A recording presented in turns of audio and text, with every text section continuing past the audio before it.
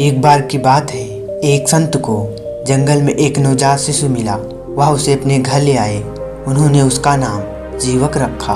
उन्होंने जीवक को अच्छी शिक्षा दीक्षा प्रदान की। जब वह बड़ा हुआ तो उसने संत से पूछा, गुरुजी, मेरे माता पिता कौन हैं? संत को जीवक के मुंह से यह सुनकर बड़ा ही आश्चर्य हुआ, लेकिन उन्होंने उसे सब बताने का निश्चय किया और बोले, पुत्र, तुम मुझे घने जंगलों में मिले थे।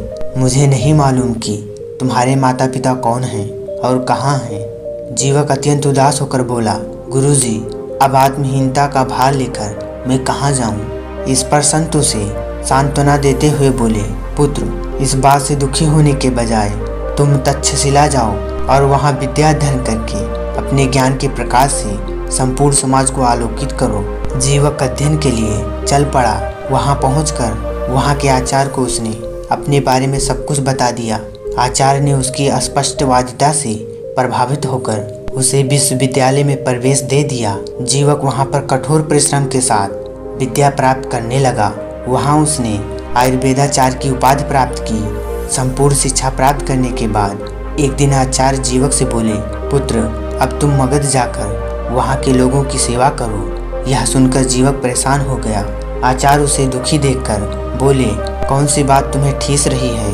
जीवक बोला, आचार्य, आप तो जानते ही हैं कि मेरा कोई कुल और गोत्र नहीं है। मैं जहाँ भी जाऊँगा लोग मुझ पर उंगलियाँ उठाएंगे। क्या आप मुझे अपने पास ही नहीं रख सकते?